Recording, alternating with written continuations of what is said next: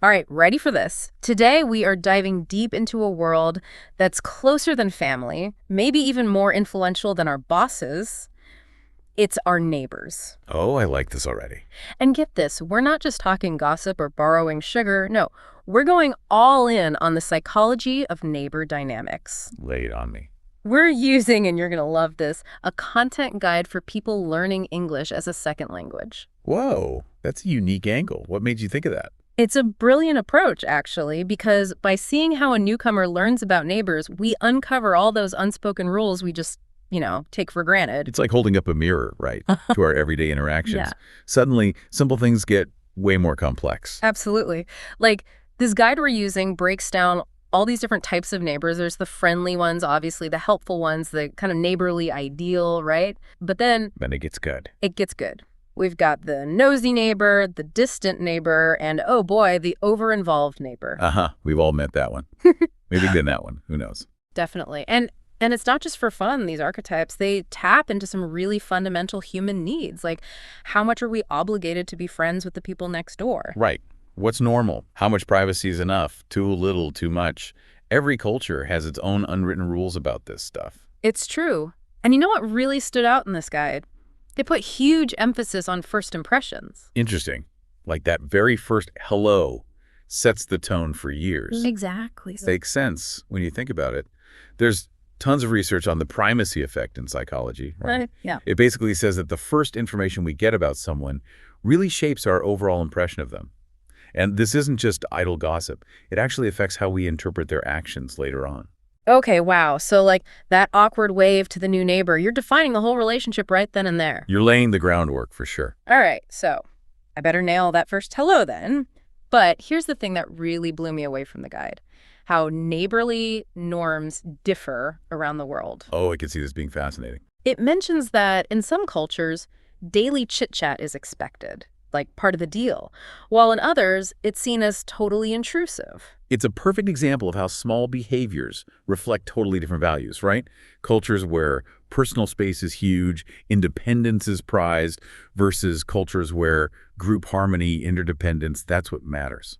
You can practically see those values playing out and how much interaction is considered normal between neighbors. It's true. It makes you wonder, right, how much we misinterpret each other's intentions even when we speak the same language. All the time, I bet.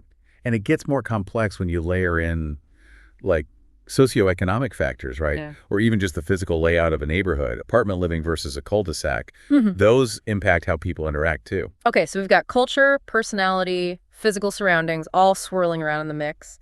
Let's say we want to be a good neighbor, though. This guide has a whole checklist, being reliable, respecting privacy, just generally being polite. The basics, it sounds like. Yeah, but I'm curious, are these universal?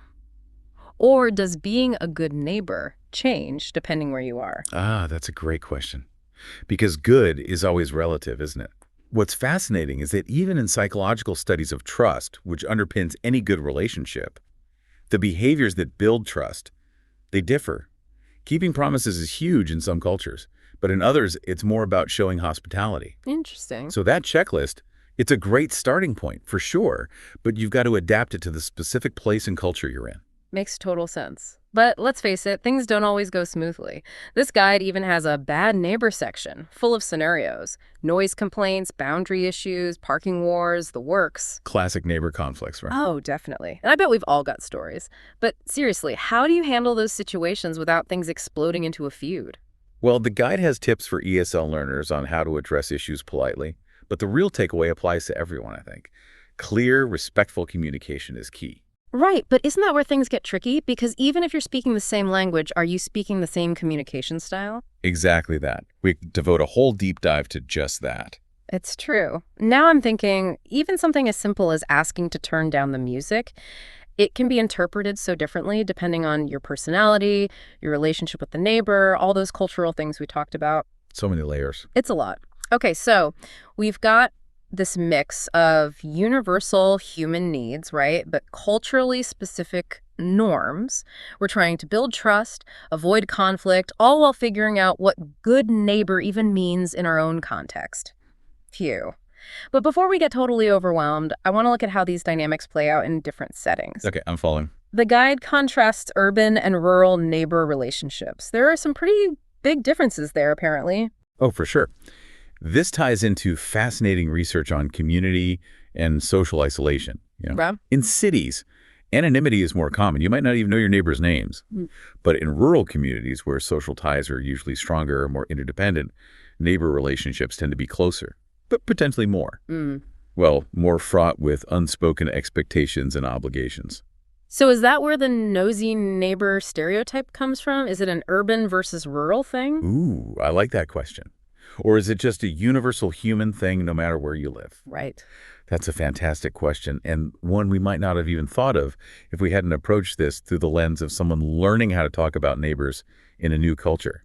It really forces us to break down our own assumptions. I love that. We're not just learning about neighbors, we're learning about how to think about learning itself. Exactly.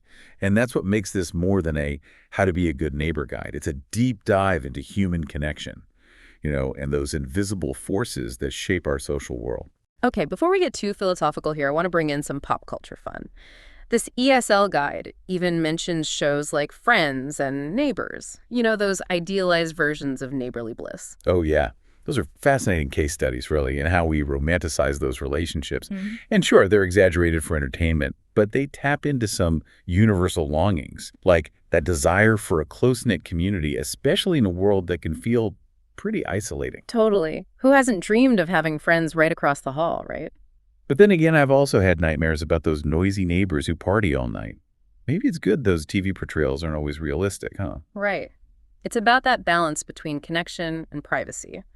Those shows often tip the scales way towards connection, but they do raise interesting questions about how media shapes our expectations of what these relationships should be. Okay, so we've got cultural differences, urban versus rural, even TV tropes. But let's get back to the actual communication part. This ESL guide has a whole section on phrases for interacting with neighbors. Can I borrow?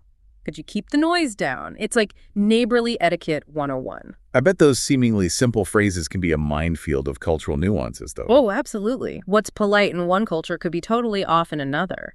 For someone learning English, those subtle differences, oof, it's a lot. High stakes? It's like you're not just learning words, you're learning a whole script for how to act in a specific social setting. Precisely. And that leads to a really crucial point. The challenges ESL learners face, even just talking about neighbors, they highlight the complexities of any intercultural communication, even for native speakers. You're right. We make assumptions about what's appropriate without realizing that our own cultural lens is skewing things. All the time. We've been so focused on what's in the guide, but the act of learning a new language, a new culture, that can teach us all to be more mindful communicators no matter who we are. Absolutely. It's like that saying, the best way to learn is to teach. By stepping outside our comfort zone, we gain a fresh perspective.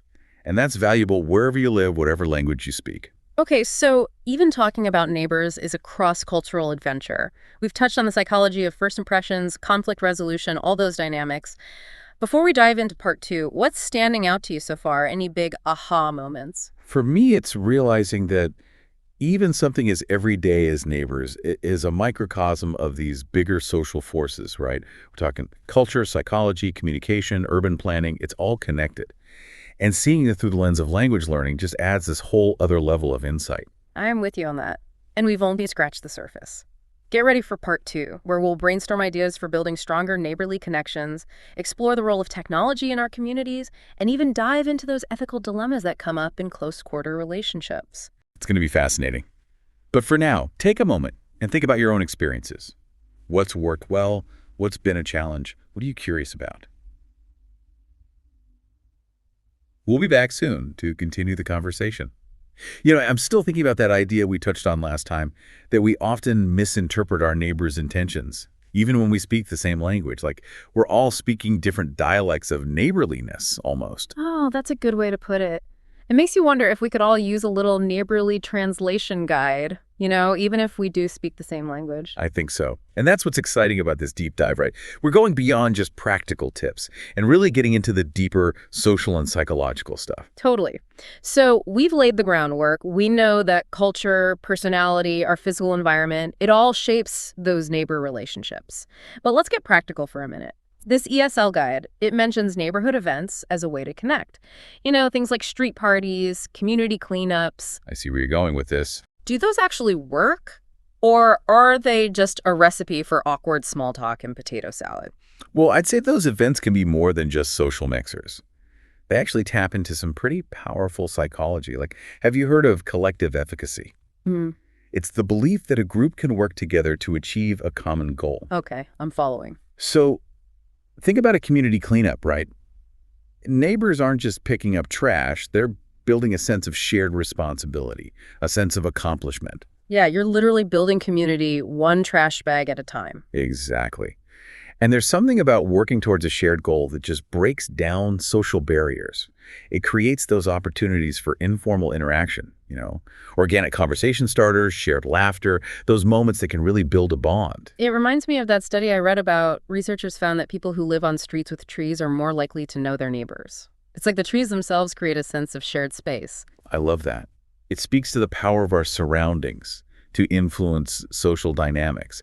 It makes you think, what are the trees we can plant in our own neighborhoods to encourage those connections? I like that analogy.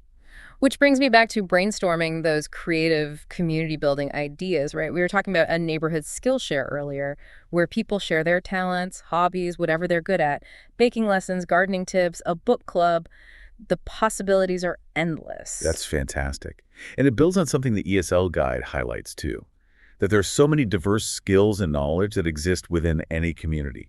It's like creating this neighborhood marketplace of talent and connection. Right. Imagine instead of scrolling through social media, you could pop over to your neighbor's place for a sourdough bread making workshop. I'd sign up for that. And it's more than just the skill itself. It's fostering those interactions that build trust, familiarity, seeing each other as resources, allies, potential friends even. I can picture it now. A neighborhood potluck where everyone brings a dish they learned from someone else in the neighborhood. Like a culinary chain reaction of connection. You're on a roll. And it makes me think, how can technology play a role here too? Not to replace those face-to-face interactions, but maybe to enhance them, make them easier. I'm listening. What if there was an app, right, that helps people connect with neighbors who share their interests or who are willing to teach a skill? Well, oh, like a neighborly matchmaking service. I like it. It could break down those barriers of not knowing where to start or feeling awkward about approaching someone new. For sure. And it could be tailored to different communities, right? In a city, maybe it's finding a dog walking buddy or someone to share childcare. In a more rural area, maybe it's connecting people who need help with yard work or carpooling. It's bringing the best of online community building back to the local level where it can actually make a difference in people's lives. Exactly. But, speaking of technology, there's that flip side. Social media can also contribute to isolation, those echo chambers, where we only hear from people who agree with us. How do we navigate that tension between online connection and real-world community? That is a big question. It's about being mindful of how we use technology, right? Maybe we leverage those online platforms to organize in-person events, to share info about local happenings, to promote those skill shares we were talking about. It's about technology as a bridge, not a barrier. So it's not demonizing technology, it's using it with intention to strengthen those real-world bonds. But let's be real, even with the best intentions, even with all the community events, things can get messy. The ESL guide doesn't shy away from those bad neighbor scenarios, and we all have our own stories. Oh, absolutely. So how do we handle those trickier dynamics? Well, first, I think we have to acknowledge that conflict is normal. Like the guide points out, when people live close together, they're bound to have different needs, different preferences, different boundaries, and sometimes those clash.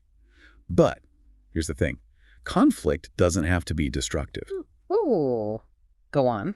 If it's handled well, it can actually make relationships stronger. Wait, so you're saying arguing with my neighbor about their leaf blower can bring us closer? I'm not so sure about that. Hear me out. What if, instead of seeing conflict as something to avoid at all costs, we see it as a chance for deeper understanding? When a conflict comes up, it's usually because a need or value isn't being met, right? Okay, that makes sense. So if we approach it with curiosity, with empathy, trying to see the other person's side, it opens up a space for dialogue and maybe a better solution for everyone. So it's not about winning the argument, it's about finding a way to coexist peacefully, even if we don't always agree. Exactly. And that brings us back to those communication skills we talked about. The ESL guide gives some helpful phrases, sure, But it's bigger than that. It's about cultivating that mindset of respect, open-mindedness, and willingness to compromise. It's funny, this whole neighbor thing, it's like a reflection of how we handle conflict in any relationship, with family, at work, even with strangers online. It's about remembering that everyone has their own story, their own perspective. That's it. And it's the heart of what this deep dive is all about. Mm. We're not just talking about neighbors, we're talking about how to be better humans.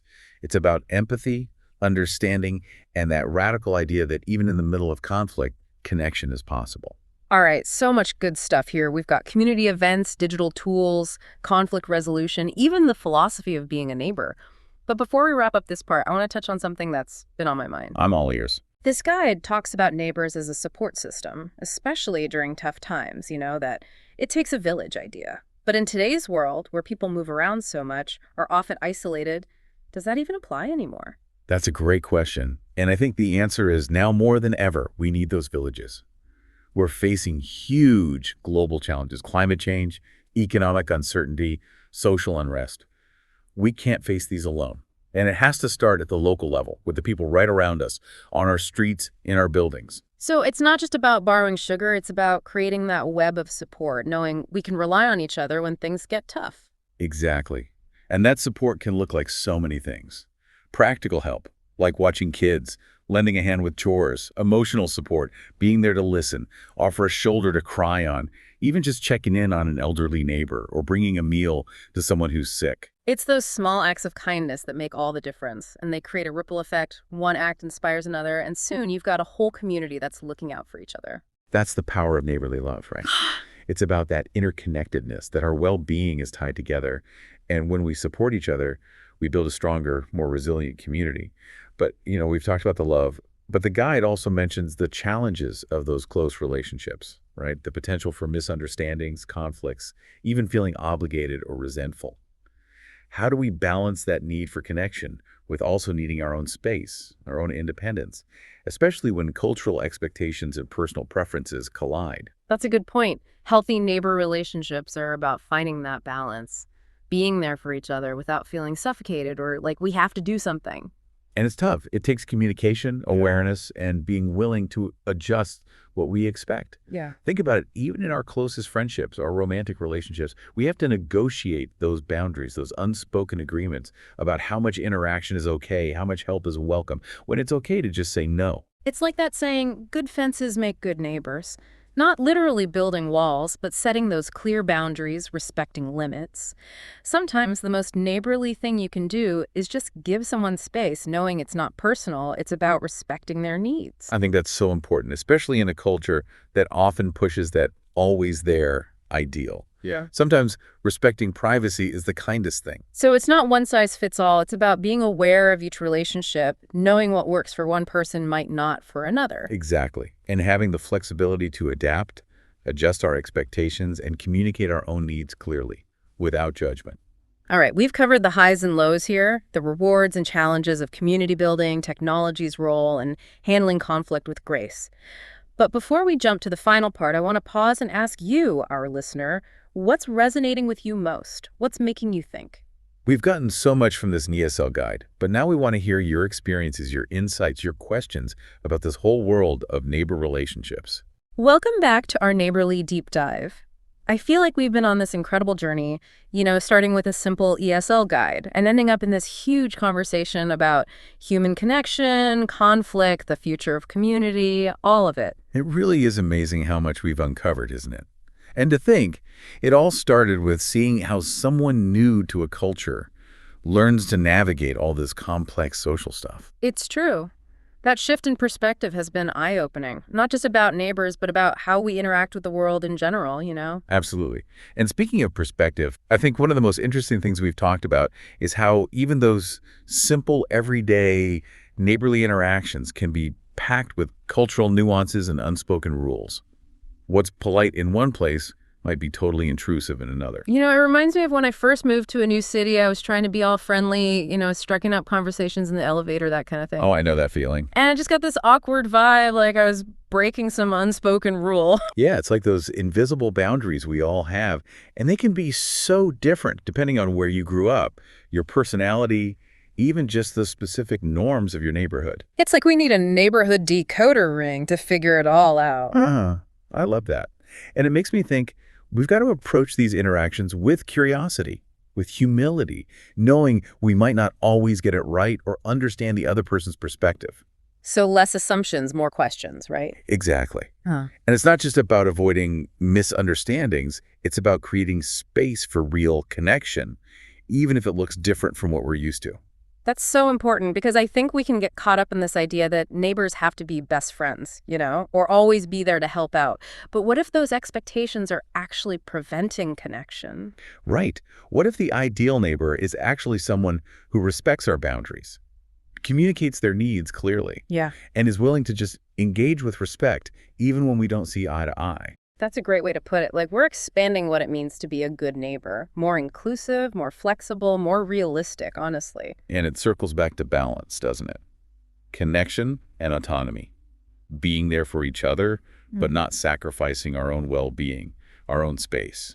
It really is a dance, figuring out how to be a good neighbor without feeling obligated or overstepping. And sometimes that means having the courage to set boundaries, to say no when you need to. It's true. And it's interesting, this whole boundary conversation with neighbors, it reflects what's happening in society, too. There's this growing focus on self-care, setting limits, prioritizing our own well-being. It makes sense that would extend to our neighbors, too. Like, we're redefining what it means to be a good neighbor, not just practically, but emotionally and mentally, too. Exactly. And that can be tough, especially in cultures where harmony is super important or where saying no is seen as rude.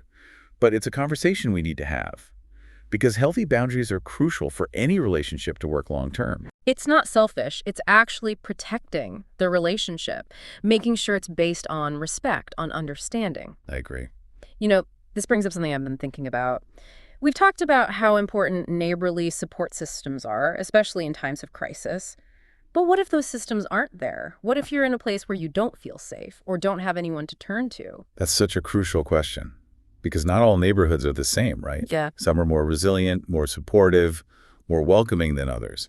And when those safety nets break down, it can really impact people's well-being, their sense of belonging. It makes you think about the role of government, and community organizations in building those connections and providing resources for people who are struggling, because sometimes just neighborly love isn't enough. You're right, it takes more. It's about understanding that neighbor relationships exist within a bigger system, a social context that can either help or hinder those connections. We had to advocate for things like affordable housing, healthcare access, good schools, safe public spaces. Those things build strong communities. It's about creating a society where everyone has the chance to thrive, to connect, to feel supported. Absolutely. And that brings us right back to the heart of what we've been exploring, the power of human connection to change lives, to change communities. It's powerful stuff. Whether it's borrowing a cup of sugar, Yeah. organizing an event, or having a tough conversation, it's those small acts of kindness, those moments of understanding, that build a better world. It's a beautiful way to put it. And those acts can start right now in our own neighborhoods. So as we wrap up this deep dive, we want to leave you with a challenge. What small action can you take today to make your neighborhood more welcoming, more supportive, more connected? Maybe it's saying hello to someone new, offering help with groceries, just being more aware of how your actions affect those around you. Even the smallest gestures can make a difference, creating positive change that ripples outward. Be the change.